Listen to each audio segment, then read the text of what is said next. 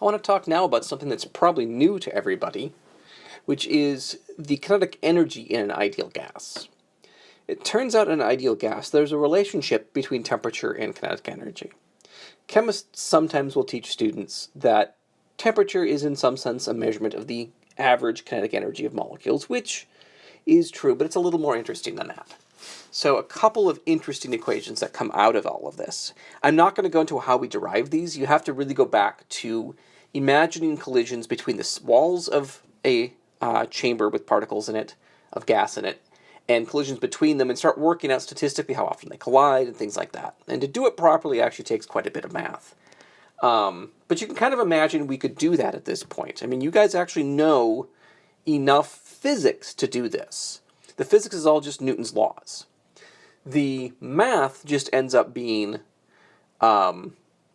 statistical averages, essentially. But if you do it under certain assumptions, and we will discuss the assumptions in class, what you find out is that the average kinetic energy, Ke, and the over bar means average here, is equal to 3/2 Kb temperature. So this is the average kinetic energy of a single particle, and I want to be actually a little clearer here, and I don't think the book was completely clear on this point, which is that this is for a particle like an atom, essentially, or something that doesn't have any rotational or vibrational capabilities. As it turns out, the 3 in here, right there, comes from the 3 dimensions of freedom of motion, up, down, left, right, forward, backward. If we had some kind of 2-dimensional universe, this would be a 2. If it were 1-dimensional, the gas, that would be a 1. And it's not just directions of motion, it turns out. It's actually places where you can put energy. So if you've got the ability for the molecule to vibrate, for example, in one direction, just backwards and forwards, this actually turns into a 4. You add one more degree of freedom. If it can rotate somehow in one direction, that's another one. If it has multiple directions of rotation and vibration, you keep adding to this. Okay? So the more different ways the molecule can have kinetic energy at some given temperature, the higher the overall average energy it has. Or conversely, if you want to add energy to a gas and you want to know what the temperature change will be that you will measure, the more different modes it has, the less the temperature change will be. Okay? But right now we're just going to assume the 3/2 kBt. Okay? And earlier I mentioned that this kb is a relationship between temperature and energy. And if you look back at the units of kb, it was pascals, meters cubed essentially per Kelvin. You could also think of it as per particle Kelvin.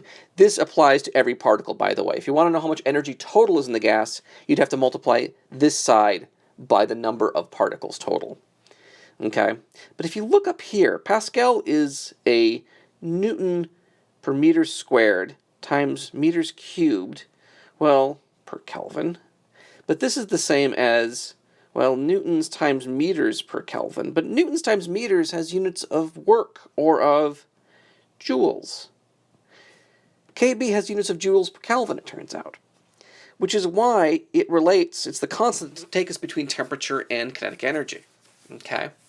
Kinetic energy really, really is very closely related to energy. It's not identical because it depends. If all gases were monoatomic gases in 3 dimensions, we'd have actually a perfect relationship, and we could actually measure temperature just in Kelvin, or in joules all the time. Because we don't have that uniformity, we have to actually have a separate concept of temperature. But they are very closely linked.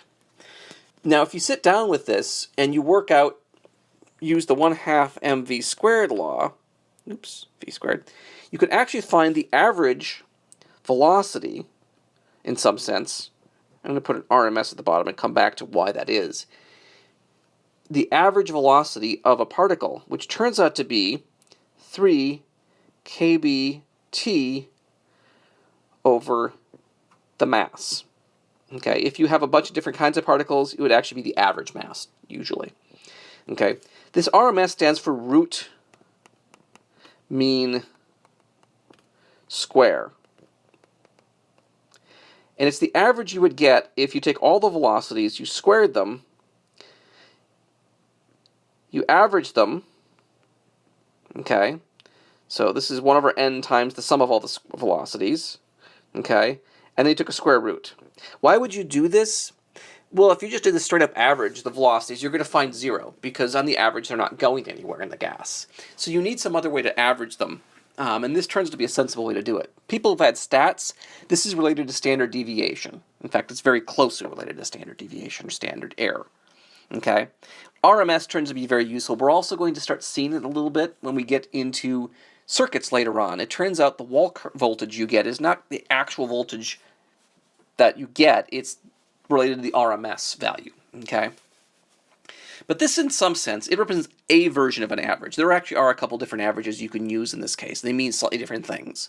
But this is an estimate of the average velocity. So this means that you can tell the velocity of a particle in a gas. Let's stick with, just air. Let's pretend it's all nitrogen. You could calculate at room temperature how fast an air molecule, a nitrogen molecule, is going, okay, from this equation, which is actually kind of mind-blowing because you can't see the particles. You never actually even had to have done anything with the particles to have figured this equation out. This equation is entirely from theory, okay, which I think is really remarkable. It turns to work pretty well, too, but the fact that it comes purely from theory I think is amazing. All right, that's enough for now.